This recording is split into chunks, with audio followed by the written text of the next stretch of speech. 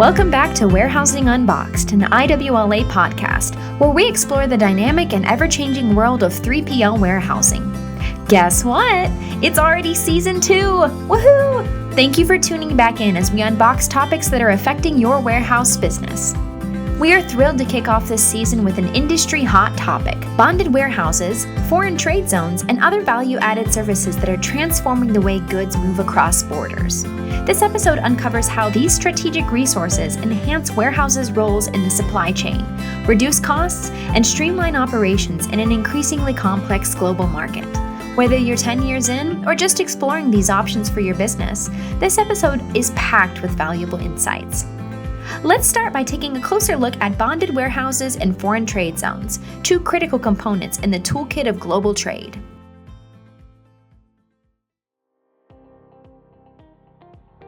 Bonded warehouses. These specialized storage facilities offer a significant advantage for importers.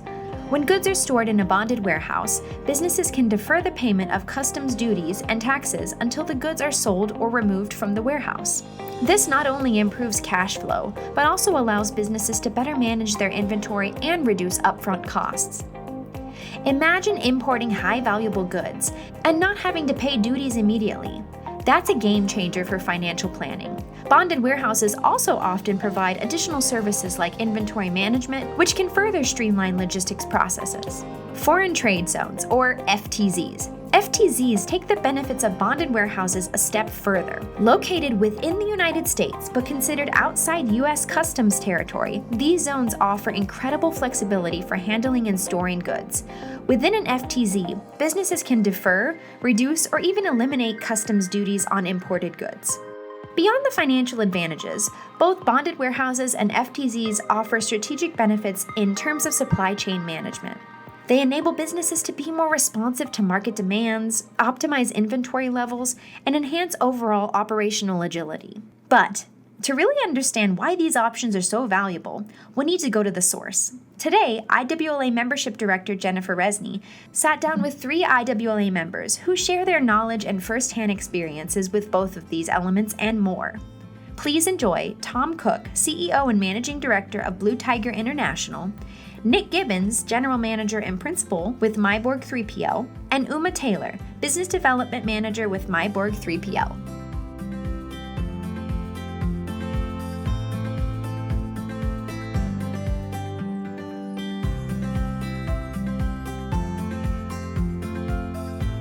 Hello, everyone. Welcome to the first episode of Season 2 of IWLA Warehousing Unboxed.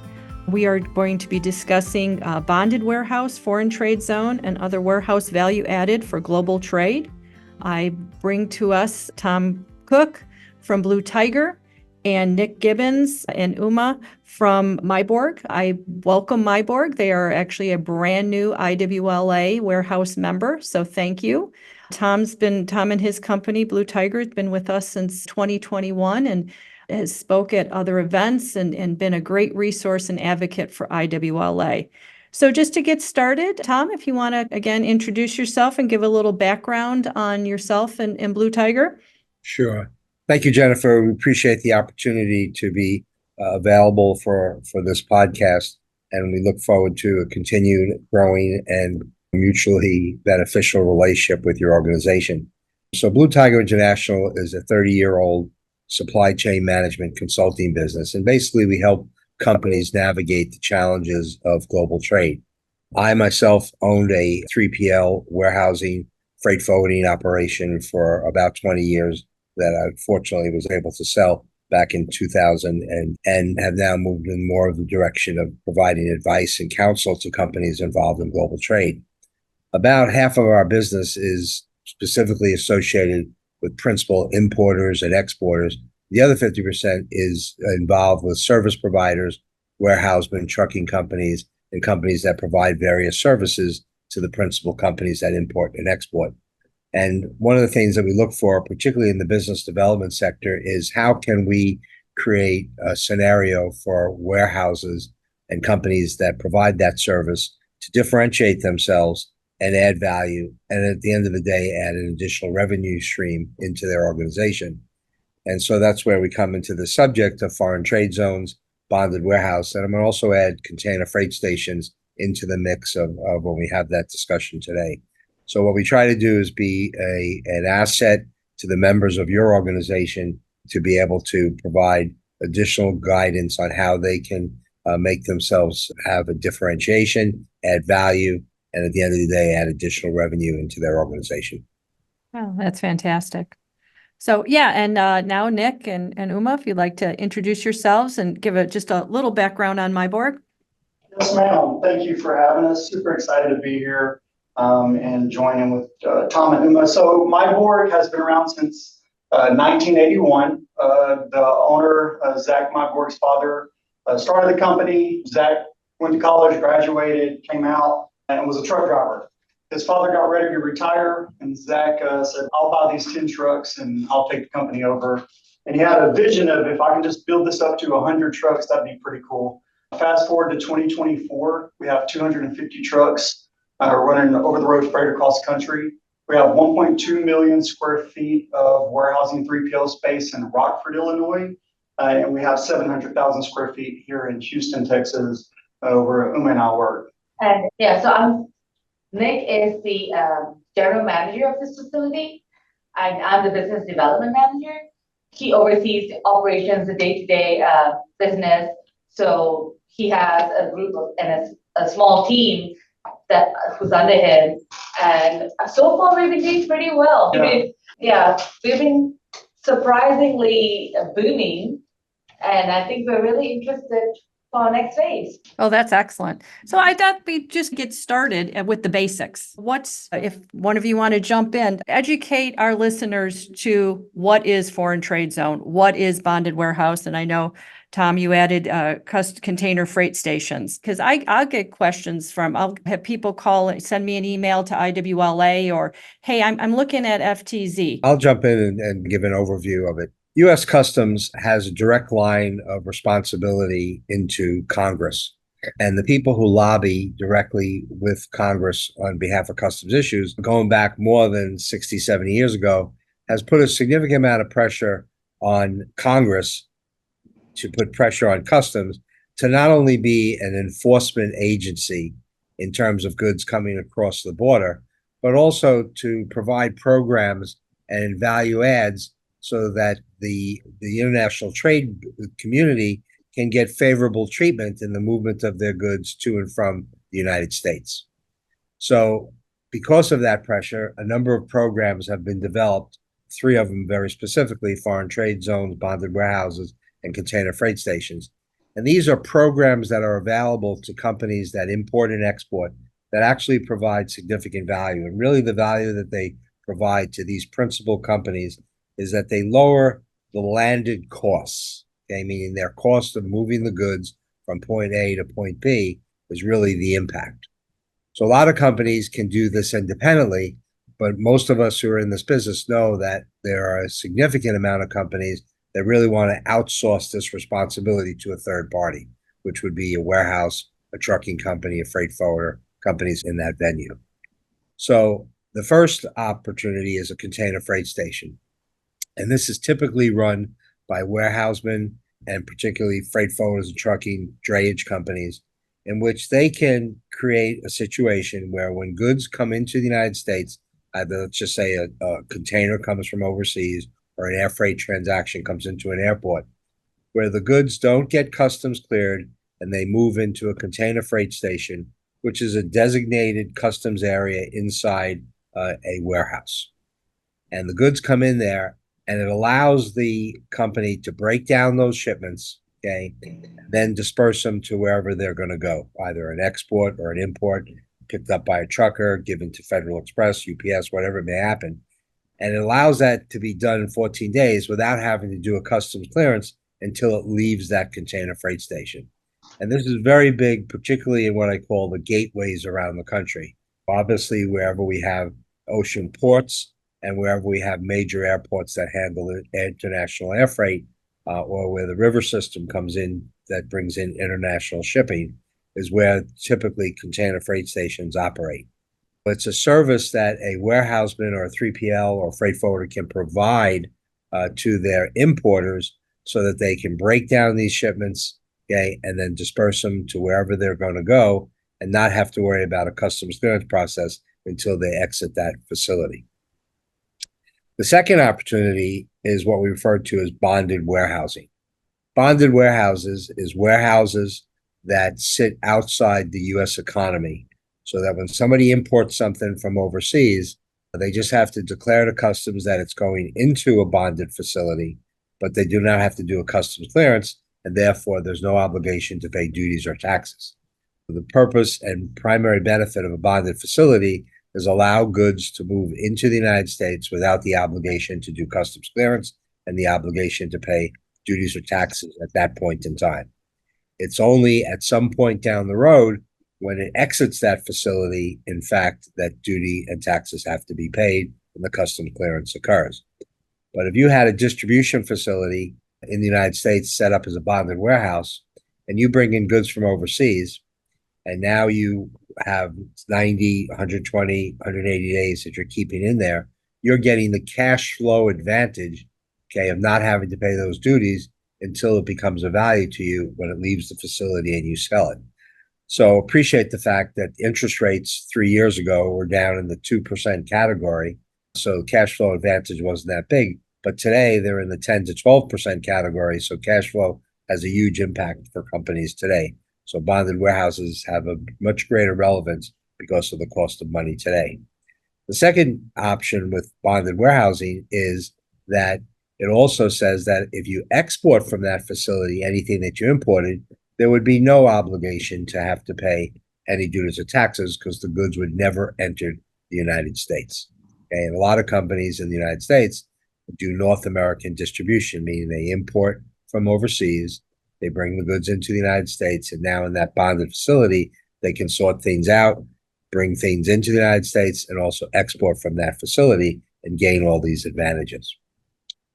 In a bonded warehouse, though, we can only keep international freight, okay? We can't commingle domestic freight and international freight.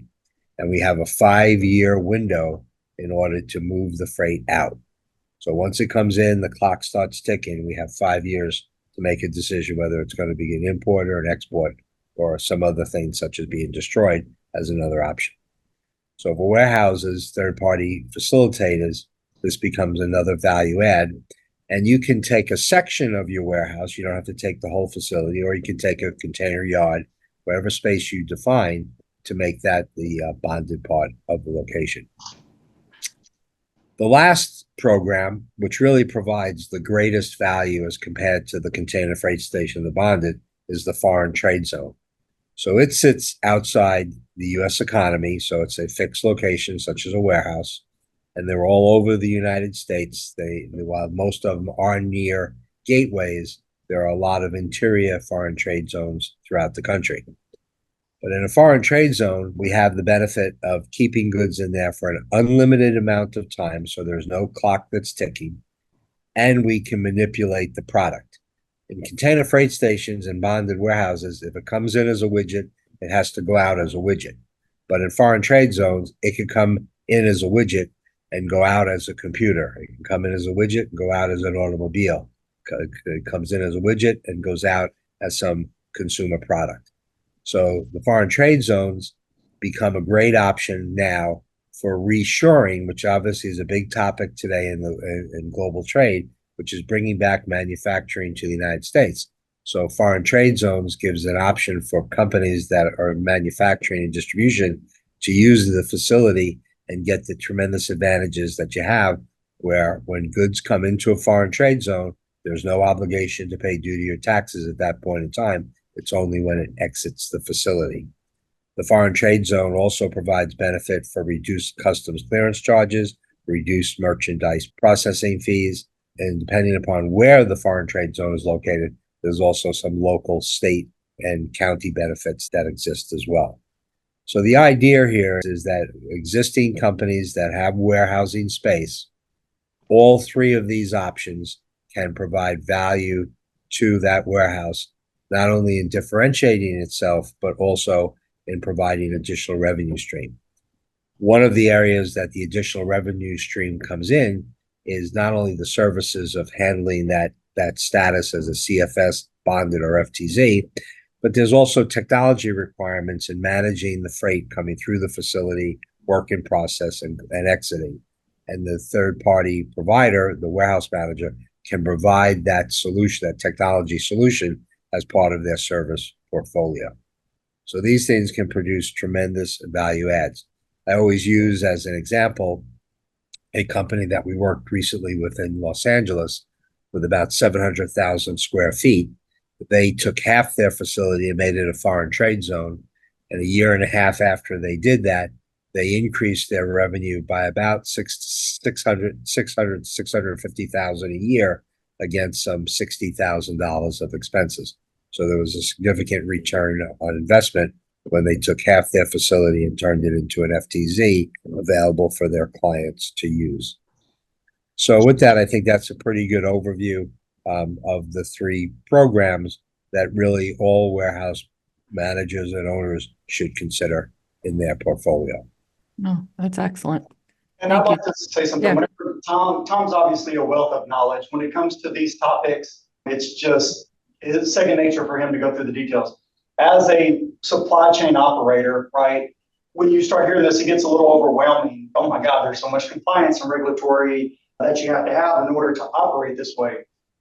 The difference in a 3PL offering just basic full pallet in, full pallet out warehousing to adding these value-added services with FTZ and bonded, as Tom mentioned, it brings a significant amount of increased revenue to you. You don't have to be the subject matter expert. I am absolutely not the subject matter expert when it comes to bonded FTZ compliance. But when partnering with companies like Blue Tiger and Tom, you have them on your team, right? So now you can go and start talking to your customers about these other value-added services. Every day, Uma and I are talking to clients around the world. This morning, we were on the phone with China and here domestically as well. And we offer these services to them because of the partnerships that we have with Tom.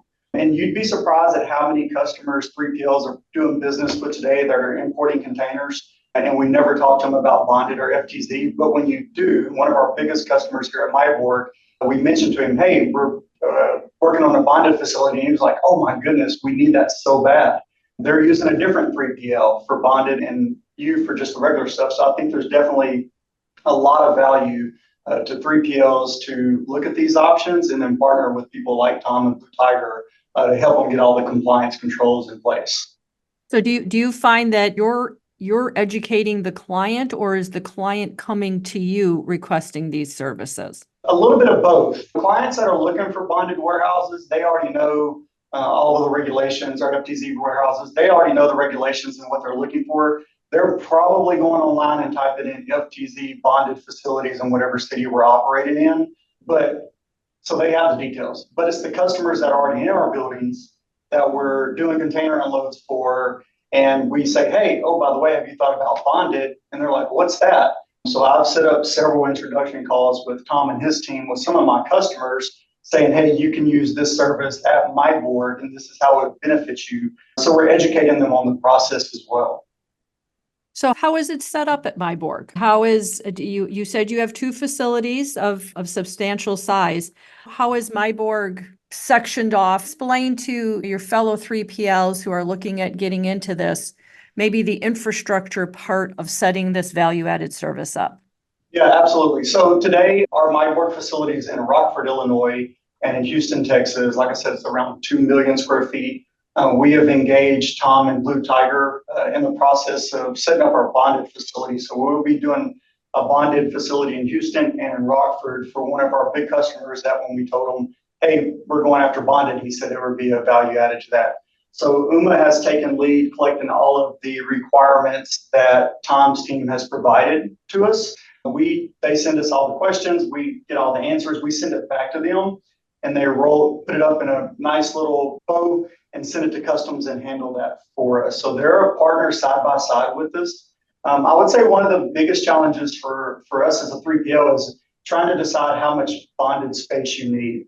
As Tom mentioned earlier, you can't commingle international with domestic freight.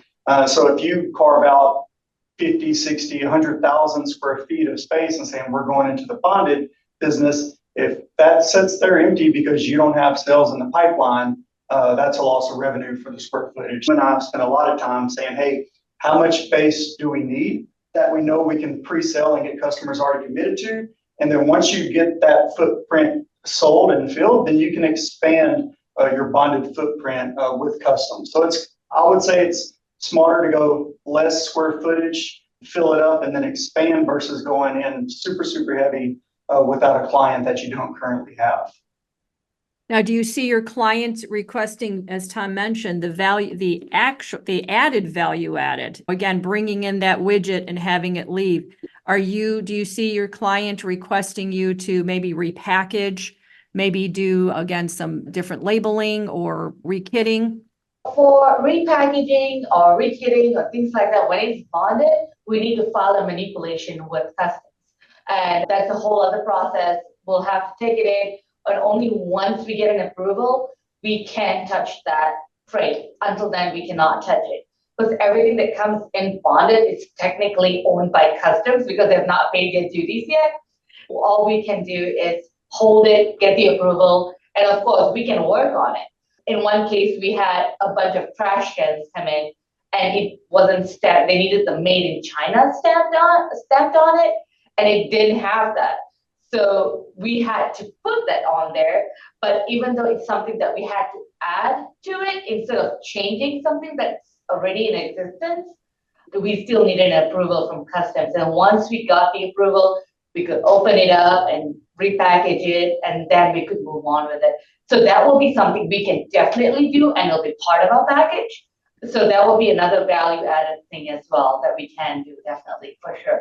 Yeah, and as Tom mentioned, when it comes to the FTZ, you have the right to take a widget and turn it into a PC. And you have freedom to do that. The bonded, to Uma's point, you got to have manipulation reports. There's a lot different protocol on bonded versus the FTZ. Okay. Go ahead, Tom. The thing I was going to say is that one of the things to just have for the people who are listening to this is that if we go back 2 years ago and say for the last almost up to about 7 or 8 months ago, warehousing a rate of capacity in the United States was less than 1% available. Every warehouse was chock-a-block full across the country because of the supply and demand issues that occurred during COVID. But I think most warehouse people today realize now that's fallen off dramatically. And every warehouse now operator has a lot more available space today than they've ever had before.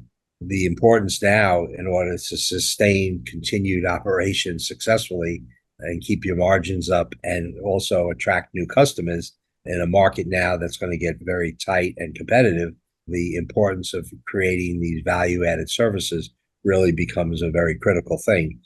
And I think what they talked about a little bit, because I only focused on the primary purposes of bonded CFS and FTZ, is that a lot of companies really are looking and recognize that the expertise of supply chain and logistics, warehousing and so forth is probably better transferred over to a third party. And therefore, they really do want to have companies that can do the fulfillment, the pick and the pack, and provide the systems to be able to process orders at a transactional level. And that all becomes a whole package portfolio that the warehouseman can provide to their customer. Do you find, Tom and Nick and Uma, that the border agencies, because again, often the 3PL is sometimes difficult to classify in the supply chain system. Do you find that, again, versus the 3PL versus a manufacturer's warehouse or a manufacturer's distribution center, is there a challenge with that as being a 3PL? Yeah, I'll just speak to some past experience. I've had the opportunity to work in both bonded and free trade zone supply chains before through a 3PL. Really no challenges. Again, there, Tom Cook and Blue Tiger was our partner from a client compliance perspective with the FTZ and the bonded. And don't know how they treat a manufacturer, but they show up and you give them everything they need. You stay in with all the compliance. And there was no big concerns that I saw with operating either one of them as a 3PL. I would say, Jennifer, that in straight distribution, where you're just warehousing product and maybe you're doing some pick and pack and fulfillment, Those things have been done for now more than 50 years in most warehousing operations today. The challenges have already been identified and really dealt with for the most part pretty successfully. But when you get into what I call light assembly, kitting, and manufacturing, where a 3PL is doing it, yeah, there are complications there and challenges because you now have things that you have to be done a certain way.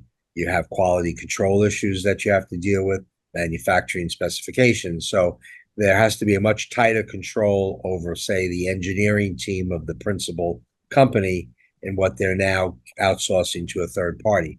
But always appreciate that if you just take, for example, the pharmaceutical industry, they almost all their manufacturing is outsourced to contract manufacturers already, where they send that in, and they've learned how to control those contract manufacturers to make sure the specifications they require, the quality control they require is there.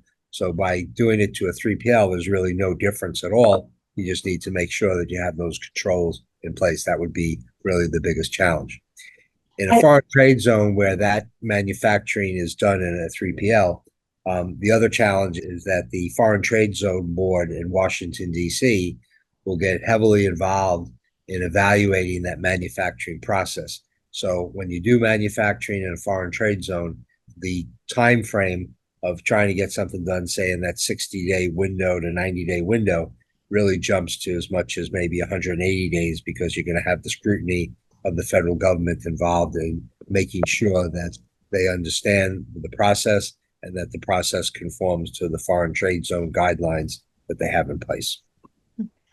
And I think with 3PL, there's also leniency. Everything Tom said is spot on. But with 3PL, we somewhat have a bit of a leniency, as in we can bring in a certain customer's team to work with us. So there's a certain part that needs to be changed, or there's a certain chip that needs to be swapped out. They can have their team over to a facility and do that. But when it comes to a manufacturing facility or a free trade zone, they may not be able to go into the facility to get that swapped out. But with a 3PL, we can work with them, come up with an agreement. We can set up a space. Okay, this is your space. You can do it.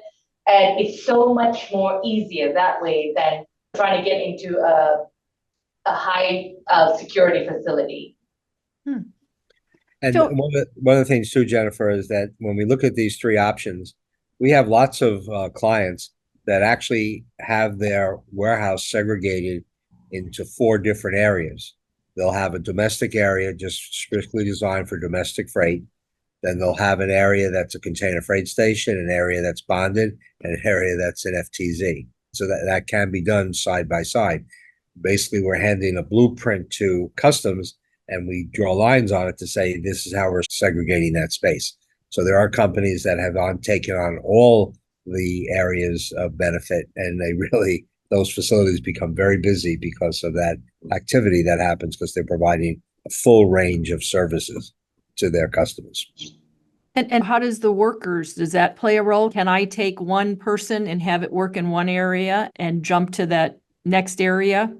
We always make the point when we get at the operational level to cross-train all their staff so they can cover for people who might be out sick or absent or on vacation, or where there's a heavy amount of volume on one day versus another day.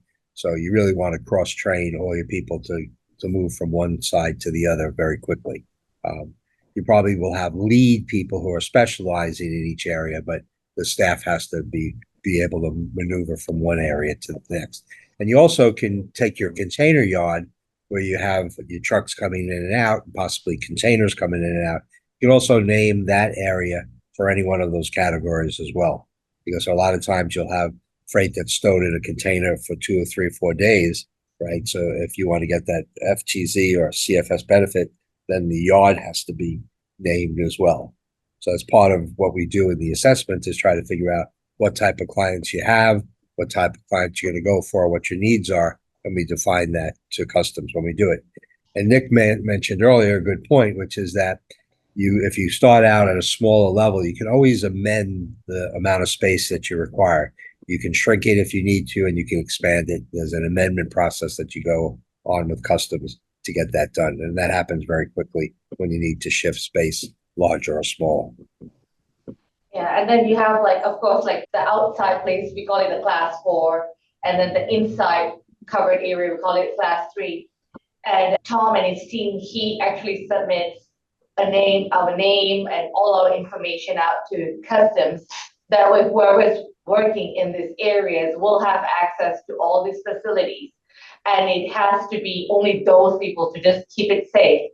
But if it's something like a company who wants to come in and have their team just work in the area for a bit, they will just have limited access to the area. But of course, we can bring it out, they can work on it, still in a bonded area, we'll just have to make it safe. This is something that we can do as a 3PL, but if you're in a free trade zone, the security is tighter for anyone to go into the facility. Can we talk a little bit about, and this may be I'm picturing that maybe a smaller 3PL or just someone in a growth. It sounds ominous a little bit. I'm setting up an area. What constitutes that area? Is it caged in? Is it just, I have to have a sign? Do I tape the floor? Does it have to be an actual room? Can you give a little bit background on the infrastructure and when we talk about these areas?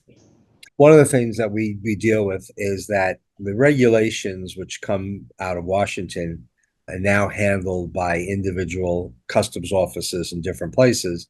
Their guideline is that they're supposed to have conformity in every one of their facilities across the country, that they interpret those regulations the same. And in actuality, that does not happen. You have individuals who are human beings that have different sensibilities, different ways of interpretation of regulations and so forth. So one of the things that we do is we speak to customs at a particular location. I appreciate the fact you'll be dealing with customs in Houston one day, customs in Los Angeles another day, customs in Minneapolis another day, customs in Boston, and so forth. And so wherever we are that we're doing the work, we have a conversation with them to see the things that they want and how they interpret the regulations.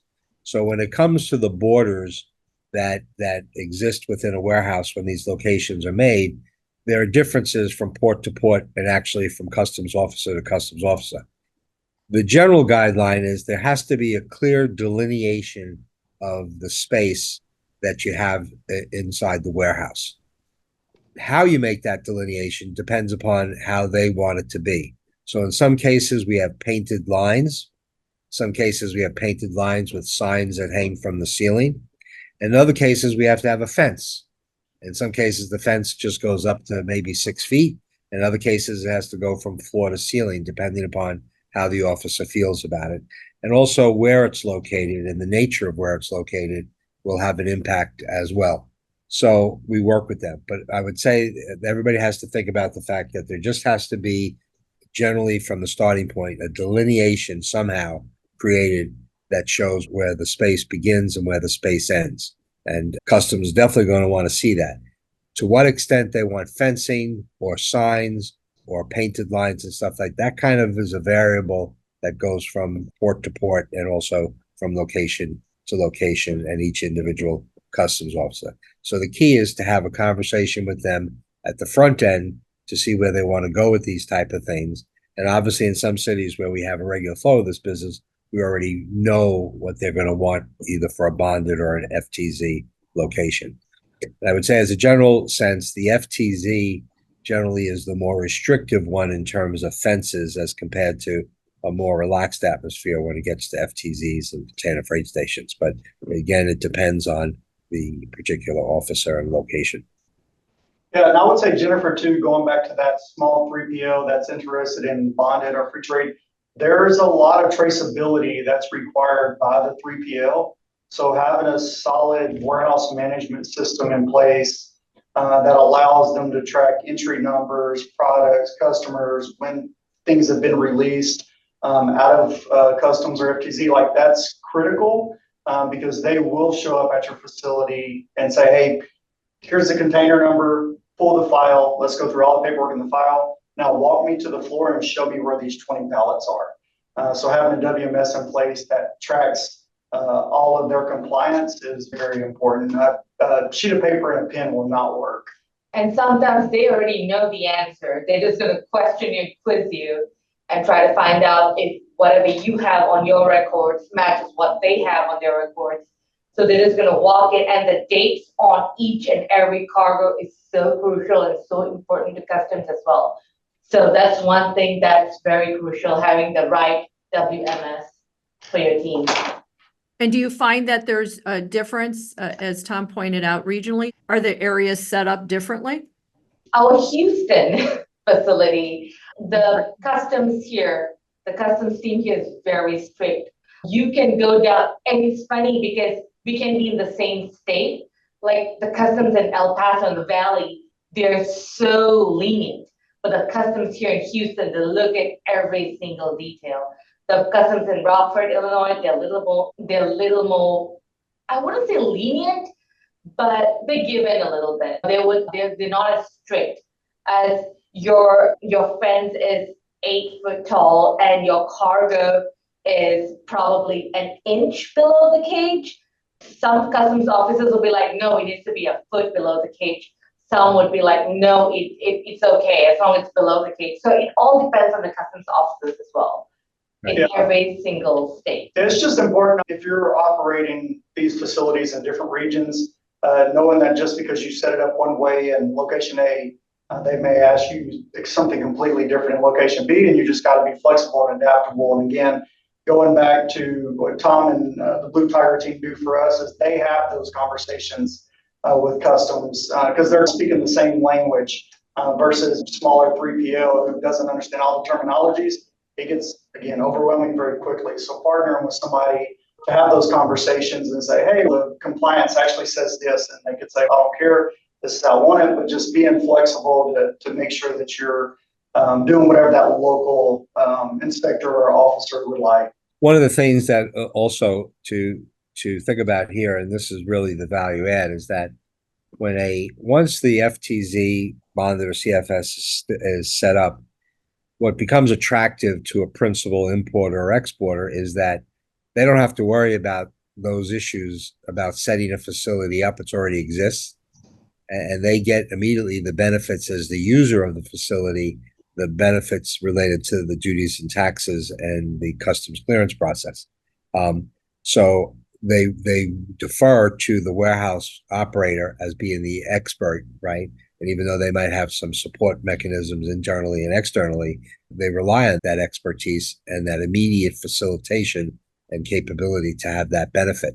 And we see more of this happening just as a general rule, is that companies that are importing and exporting recognize that their expertise is not necessarily supply chain, warehousing, or logistics. And that's where the 3PL and the warehouse operator comes into play, that is their expertise. So let an expert handle it. And I would tell you that in all the comparisons we do, because sometimes companies hire us just to audit and to measure their systems for if there are better, less expensive options, is that while there's a cost to giving it to a third party, if you did that internally, the third party operator can generally do it more cost effectively than you can do it yourself in-house. And that's why a lot of companies are outsourcing a lot of these responsibilities, because it becomes letting experts handle it, and it really becomes a less costly option. Yeah, and the final thing I'd say is that when dealing with them, it's a collaboration, right? In the beginning of my first experience with bonded facility, they'd show up and I'd run to a conference room and I'd call Tom, hey, they're here, what do we do? And he told us, like, they're here to help you. They're not the bad guys. They're not here to find all the things that you're doing wrong. So if you create a collaborative relationship with them, they'll educate you on the process. Because again, I think it's a partnership with the 3PL and with customs and whoever your consultant is. And Tom, his team shared a slide one time. It's like when customs shows up, it was like everybody jumping under the desk, scared. But by the time you work with somebody like Tom's crew and realize that it's that collaboration, you welcome them. So there were times where they'd start showing up at the end of my relationship with them, and we'd be doing an employee cookout, and they'd come out and eat hamburgers with us. They're just there to do a job, but they're truly it's a collaborative relationship with all parties involved. Congressional oversight actually has done a pretty good job, because I've been doing this for a long time. And when I first got involved in this business, the customs was almost dealing with a different animal that we had to negotiate and navigate. But today, they're much more looking at things, as Nick said, as a partner in the supply chain, and they recognize that they can add value to help a company create more business opportunity and lower their operating costs. So I would say that the majority of customs offices in most places are very cooperative. They're very helpful. They're not looking to try to screw anybody or hurt anybody. Obviously, there's the one or a few bad apples in the mix, but they're far and few between, really. The general sense of customs is very, very helpful to us to try and facilitate these programs. Okay, so I'm a 3PL and I say, okay, I want to do this. I want to provide these value-added services. How long? How long will it take me to achieve? Again, I've got a client who wants this, and I'm going to go ahead and designate my area. What's can you give? And I know we could probably talk about it for the next couple hours, the process, but maybe a little overview process and then the timing that goes along with that. Sure. So I'll answer this thing is that we tell customers to try to think about a 60 to 90-day window is the process is going to take for most cases. Okay. We've done them in 2-week time frames, 3-week time frames, but that's the exception. The average is about 60 days. Okay. We tell them to budget 60 to 90 days. There are 3 things that we are evidencing to the government when we process either any one of those 3, a CFS, a bonded, or an FTZ. The 3 things is compliance, product accountability, and security. So we have to demonstrate to them in an application format, which they ultimately will come out to do a site visit to validate and verify everything you've represented in the application. We have to be able to say to them compliantly that we are operating a compliant operation relative to import and export regulations. Things like the harmonized tariff numbers, origins, documentation, record keeping, things like that have to be very well in order before you go into any one of those programs. Secondly, you have to have product accountability, and this is where technology comes in. You have to be able to track the product as it enters the facility, as it's in inventory, as it's in work in process, and as it exits the facility at the product code, SKU, or lot number level. Okay. And that can't be handled manually. It really has to be handled through a technology. So a very robust WMS or ERP system has to generally be in place. In most companies that we work with who have a basic WMS, all we do is just upgrade their WMS to add some additional fields and some additional integration capabilities. The security thing relates to the facility itself, making sure that there are levels of security. And it's really, the terminology is unfettered access to the facility, meaning that somebody can't just drive up in a car and find themselves inside in the middle of the inventory without having been challenged somewhere along the line. Customs doesn't define what that security system should be. They just say the facility needs to be secure. So it could be fences, it could be cameras, it could be locked doors, or whatever systems that you have. We have one facility that's in a very bad neighborhood in Los Angeles, and customs required us to have a 10-foot fence around the facility with barbed wire and a armed security guard at the front end, right? Because of the nature of where we were and the nature of the products that were being held in the facility. So that's an unusual type of requirement, but it happens. We try to look to where they have cameras in their system, making sure that the doors are locked when they're not being used. If they have loading bays that are kept open during the warmer months, to have scissor doors put in so that you can still have airflow, but people can't come in and through the facility and so forth. So we work to get those things done. They become the capital investments that a company might have to make one of those projects happen. So when we do the financial model at the front end, we figure out what they might have to spend money on to get to where they need to be so they can see what the return on the investment is going to be when they do that. So the last point about security is that there's an HR function, which means that these companies have to create a background screening capability in their hiring practice, because the overriding rule is that you can't have somebody who has a felony conviction operating within the foreign trade zone, bonded warehouse, or container freight station, right? That doesn't mean that we don't have people who have felony convictions working in those things, because you can get exemptions for particular cases. An example would be we were working with a company up in Buffalo, and their general manager had a felony conviction, but it was from a DWI 22 years earlier. And he's had 22 years of success. So we were able to get an exemption for him, because even though he had that felony conviction, it was from 22 years in the past. We work with their HR to make sure that they have a robust HR employee screening process. And as we all know, a lot of warehouses will hire temporary people during their peak seasons. So you need to make sure that if you use a personnel agency for those temps, that they're also doing the screening before they send people to you. Thanks, Tom. Now, Nick and Uma, from setting it up to now working with a client, can you maybe give an example of a one that was just a successful partnership with your client in making this happen? So I'll give you one from an FTZ client that we onboarded.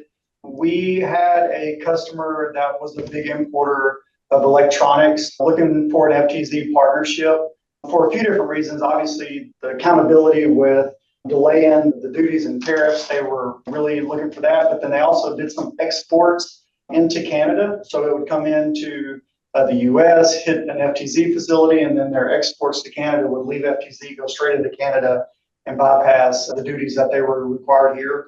That customer was their outbound warehouse management system was an internal ERP that they built to where they had a lot of e-com platform stores already connected to it. So as their customers were ordering on their WMS, it was constantly downloading outbound orders to be picked and shipped. In order to make the FTZ compliance, and Tom can correct me if I'm wrong, but at this point, the FTZ officers in that area only wanted one warehouse inventory management system, keeping track of it, which was the internal system that we had.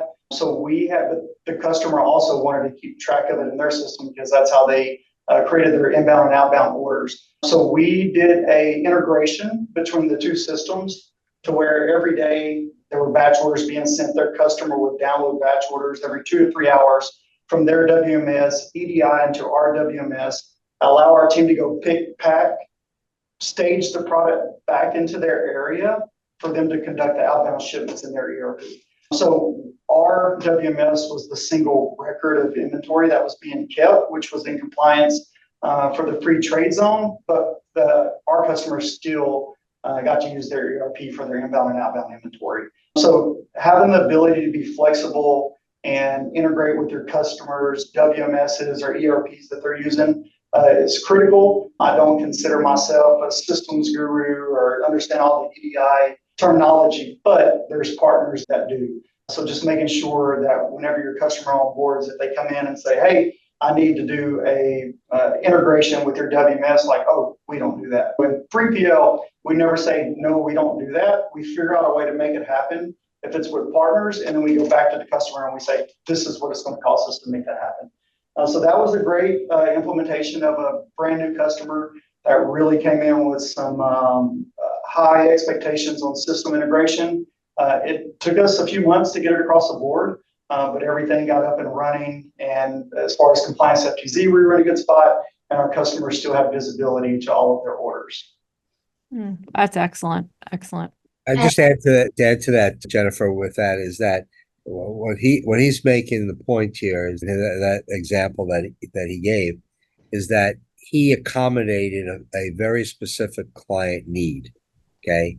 And then it was a technology issue, which always gets a little, I would always say it's always a little difficult when you get to that level of where you have a client who already has an existing technology and they don't want to give it up, right? So you create a solution where you can integrate both technologies and accomplish both things that you need, which is one, compliance with related to customs regulations, and two, the client's system for sending out orders and so forth. So being flexible and having that capability is a very critical aspect of warehousing. And we work with Myborg, and that's one of the things why they're successful, is that they can very easily accommodate these nuances when they pop up, rather than holding a rigid line to say, this is the way we're doing it, and you need to conform to this way. It's really accommodating what the client requires. Yeah, and it's not just the new customers, the old customers as well. We understand the regs, the regulations, customs regulations. And sometimes our customer would come in and say, I have this container coming in, but it's on hold. And you're like, okay, what do you want us to do? They were like, can you just put it in your warehouse for a bit? If it's, just hold it in your facility until customs comes over and examines it. We don't typically do things like that, but just to help a customer out, someone we've done business with for a very long time, and my board is very loyal to their customers. And we'll bring them in, just set it there. It may be the simplest things like to check for lead. You see this customs officer coming in looking like CSI agents with their brushes and everything. It's pretty interesting, but you know your customer and you've done business with them for so long, and you know this, that they probably follow the regs, they have everything in place. So it's also built on trust at the same time. And then as soon as customs comes in and checks everything's good to go. And we can just let our customer know that, hey, this is good. Customs has released this. You're good to go now. And this is how we just typically just have to help each other in this industry. That's one of the most important things, that people tend to say no to a lot of things when everyone in this industry is supposed to be working with each other. Just try helping each other out. Be compassionate, be kind. And that's all you need to do to get ahead sometimes. Oh, that's excellent, Uma. And that is a great being an advocate for IWLA, because I think that's what the association tries to do. Again, the fellow members helping each other out, that peer-to-peer knowledge. And I know you as my board will be a great, again, asset to IWLA to assist fellow members, which is just excellent. And I know Tom has done that through the past few years as well. So I know we can keep talking about this for probably a next couple more hours, but our time is wrapping up. And just any final thoughts, any, again, recommendation, any last words on a 3PL looking to move into this direction, or should they or shouldn't they? I think in the bigger picture, I think every warehouse operator and 3PL has to be looking at the economy, not only here in the United States, but the world, and recognize that this is not going to get better. In the short term, it's going to get worse.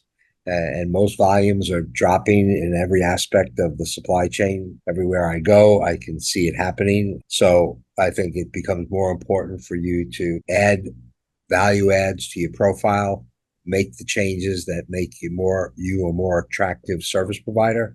And therefore, you then build a protectionism in so that when the business drops, you're still going to do much better than others who have that. And always appreciate that in these special classifications, only about 3% of service providers have these value adds. So it's a very small amount. So there's lots of room and opportunity there for your members to grow their businesses and maintain their positions by adding some of these capabilities. And we offer, as a service to your organization, a free 2-hour consultation. So they could just call us up and have a discussion about it with no obligations or anything to see whether or not it even makes sense. And I've had many of your members call over the years to have that conversation. In some cases, they're not ready for it yet, or it doesn't seem like it's something that would work. And in other cases, it has, and we've gone on to making it a project. I think that it's something that would really help companies get through the more difficult times, which we're already entering, and I think are going to get worse in the short term, at least for the next 18 months, is what we're predicting. Yeah, and then from a 3PL's perspective, like Tom mentioned, putting all of your eggs in one basket, only doing one type of business is a little risky because that's up and down. The more you spread out and diversify your value-added services, whether it's kitting, free trade zone, bonded, whatever the case may be, it helps us leverage all different areas. And a lot of times, you're offering a service and you have those customers that are already in your facility that are looking for something else. We had an opportunity last week where somebody was asking us for overflow storage at one of our facilities. By the time we asked the question, hey, what other headaches are you having in supply chain? We finished that deal with handling their drayage, their warehousing, and their outbound shipments. And we even got OTR from My Board Freight running out of Texas. So just sell them and figure out what it is your customers need, not what it is that you want to offer. But yeah, we are super excited to be a part of IWLA. We believe, we started saying this a few weeks ago, in the concept of friendly competition. Not one person knows it all, and there's ways that we can leverage each other. So friendly competition is a very healthy thing, and we're absolutely excited to continue our relationship with everybody out there, and we're always available for a phone call or an email as well. Excellent. Thank you all. Appreciate it. This has been a great season opener. And again, I look forward to hearing some success stories from Myborg and some testimonials from Tom as we go forward. So thank you all, and look forward to our next episode of Warehousing Unboxed.